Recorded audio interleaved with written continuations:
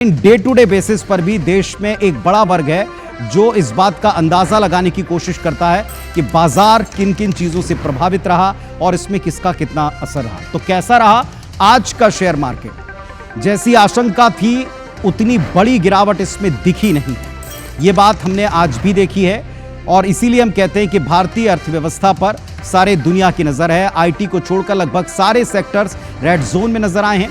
कच्चे तेल की कीमतों में भी थोड़ी नरमी दिखी है। इसके अलावा क्या हाल है, क्या एक्सपर्ट्स कहते हैं, सुन बातें आप।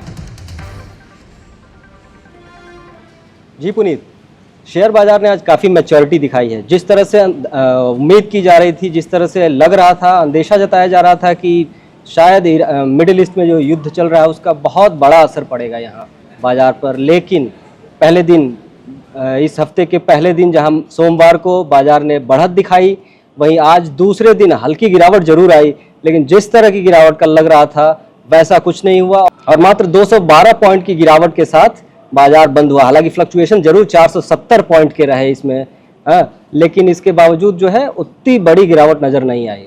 वहीं दूसरी तरफ जो दूसरा मार्केट का इंडेक्स है निफ्टी 50, वो भी बहुत ही मामूली गिरावट के साथ बंद हुआ है।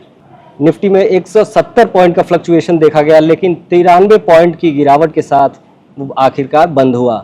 यहाँ सबसे अगर शेयर्स की बात करें, अगर सेक्टर्स की बात करें तो सबसे बेहतर सेक्टर रहे आज आईटी के, और कुछ डिफेंस कंपनियों के शेयर्स भी अच्छे खासे बढ़े हैं। जिस तरह से भारत डिफेंस एक्सपोर्ट में आजकल जो बढ़िया कर रहा है, उस हिसाब से देखिए तो उस तरफ भी निवेशकों का रुझान रहा और डिफेंस के शेयर्स ने अच्छी ग्रोथ पाई। और जहां तक गिरावट की बात करें तो लगभग सारे सेक्टर जो है वो रेड जोन में ही नजर आए। सारे सेक्टर, खासतौर से बड़ी गिरावट आई आपको फार्मा सेक्टर में। उसकी वजह ये रही कि अमेरिकी राष्ट्रपति डोनाल्ड ट्रंप ने जो नया बयान दिया है कि फार्मा टैरिफ, वो नया एक और टैरिफ, फार्मा टैरिफ लगाने जा रहे हैं। उसके बाद जो है फार्मा कंपनियों में थोड़ी सी उहापोह की स्थिति देखी गई और हलचल की स्थिति देखी गई। हालांकि वो अभी आगे भी जारी रहेगा, वो आज पहला दिन नहीं है, तो थोड़ा सा सावधानी बरतनी होगी। आगे अगर आप किसी मौके की तलाश में हैं तो फार्मा से थोड़ा सा दूरी बनाकर रहें।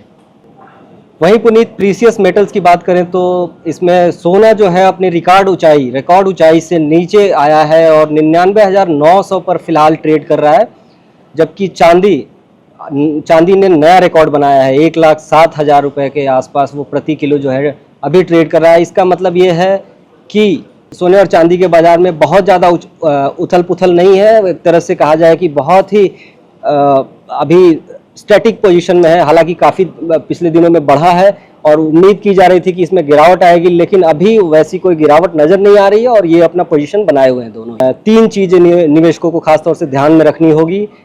निवेश करें, नज़र रखें और शॉर्ट टर्म प्रॉफिट से बचें। सबसे बड़ी बात यह है कि शॉर्ट टर्म लाभ के चक्कर में इस वॉलेटाइल बाजार में अभी कम से कम ना कूदें। तो पीयूष तिवारी हमारे जो एक्सपर्ट है बाजार के, हमको बता रहे थे कि निवेश करिए, घबराइए मत, लेकिन नजर रखिए, स्थितियों पर नजर रखना बेहद जरूरी है।